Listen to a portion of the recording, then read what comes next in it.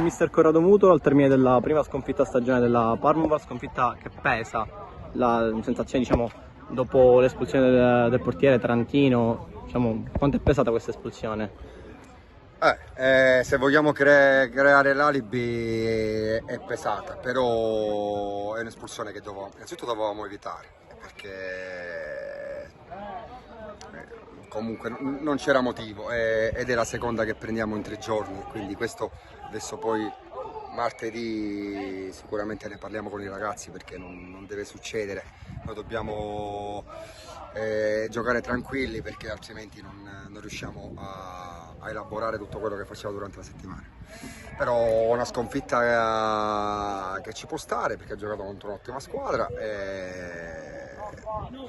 Avevo detto ai ragazzi che oggi trovavamo una squadra agguerrita, uno perché comunque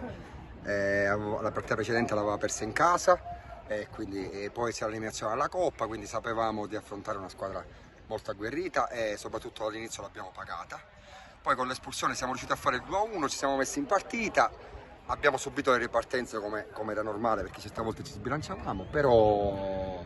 va bene così, anche le sconfitte servono a questo percorso che noi stiamo facendo. Nonostante gli episodi contrastanti comunque siete rimasti in partita, il primo tempo è stato molto bloccato, forse anche un calo di energie per i vostri, no? Sì, il campo pesante, l'uomo in meno poi ti toglie qualcosa, però ripeto, non siamo stati quelli che siamo stati in queste partite, nel senso nelle partite precedenti a tratti eravamo padroni del campo, oggi è successo qualche volta,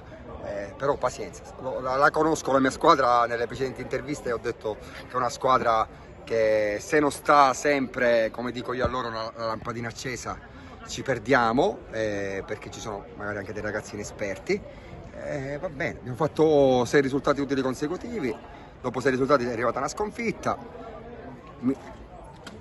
Sono più rammaricato non per la sconfitta ma per come l'abbiamo approcciata e per le ammonizioni e per l'espulsione che abbiamo preso che per altro, perché le sconfitte fanno parte di un percorso. Adesso però si impegna in casa contro il San Giorgio Piana, come si prepara la partita contro una squadra forte come il San Giorgio e sapendo che comunque si poteva arrivare alla prossima partita con 3 punti in più, no? E affrontare un vero e proprio scontro diretto, da dove deve ripartire questa squadra? Sì, no, deve ripartire ma da quello che abbiamo sempre fatto.